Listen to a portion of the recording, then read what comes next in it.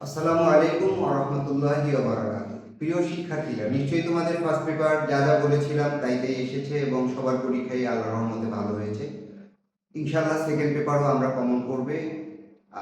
এখন আমি তোমাদেরকে ইংলিশ সেকেন্ড পেপারের রিটেন পার্ট এবং বেসিক কিছু জিনিস নিয়ে কথা বলবো। তোমরা সবাই জানো যে গ্রামারে অনেকগুলো পার্ট আছে, তার মধ্যে 1 নাম্বার কোশ্চেন এবং 3 নাম্বার এবং 4 নাম্বার, এই তিনটা কোশ্চেনে যারা ভালো করবে তারাই এ প্লাস পায়। সবচেয়ে বড় ব্যাপার হলো যে এবার 4 নাম্বার কোশ্চেন চেঞ্জিং সেন্টেন্সে আমরা একটা টপিকস বেস কোশ্চেন পাবো। একটা গল্প থাকবে, হয়তো দেখা গেল টি প্লান্টেশনের উপরে আসতে পারে, কিংবা কোনো বিষয়ের উপরে একটা গল্প আকারে থাকবে, সেখান থেকে চেঞ্জিং সেন্টেন্সটা আসার সম্ভাবনা বেশি। তো ঠিক আছে প্রিয় শিক্ষার্থীরা, এখন আমরা চলে যাই রিটেন পার্ট নিয়ে কথা বলি, যে এবারে রিটেন পার্টে আমাদের কি আসবে। তো প্রথমেই আমরা আমাদের অ্যাপ্লিকেশন, তো অ্যাপ্লিকেশনে আমরা এখানে মাত্র 6টা দিয়েছি। অ্যাপ্লিকেশনের ব্যাপারটা হলো যে আমার প্রেজেন্টেশনটা ভালো হতে হবে, যে আমরা যেরকম যদি কারো কাছে অ্যাপ্লিকেশন করি সেটার ক্ষেত্রে আমরা খুব সুন্দরভাবে লিখে একটা ভালো প্রেজেন্টেশন করি।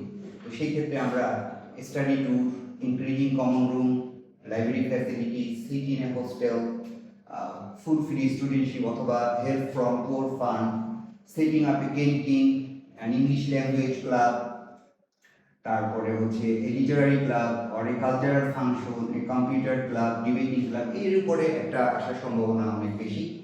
অথবা relief goods and medical aids for flood affected people, এটাও আসতে পারে। তো যাই হোক, আমরা এবার অ্যাপ্লিকেশনটা তো সবার জন্যই কমন, বা এটা সবাই লিখতে পারে, এটা নিয়ে এত টেনশন হওয়ার বা অরিড হওয়ার কিছু নেই। দ্বিতীয়ত হলো যে আমরা প্যারাগ্রাফটা অনেক ভালো করে লিখতে হয়, তা না হলে মার্কস তোলা যায় না। তো এখানেও আমরা অনেকগুলো প্যারাগ্রাফ দিয়েছি। বুক ফেয়ার, এখানে দেখা গেল যে বুক ফেয়ার ইউ ভিজিটেড বা এক্সপেরিয়েন্স, এরকম একটা গল্প আসতে পারে।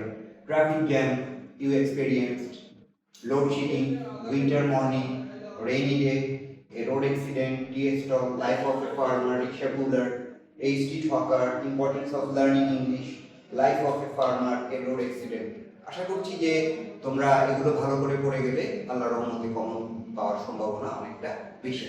তো তারপরে আমরা লাস্টে চলে যাচ্ছি যে আমাদের কম্পোজিশন।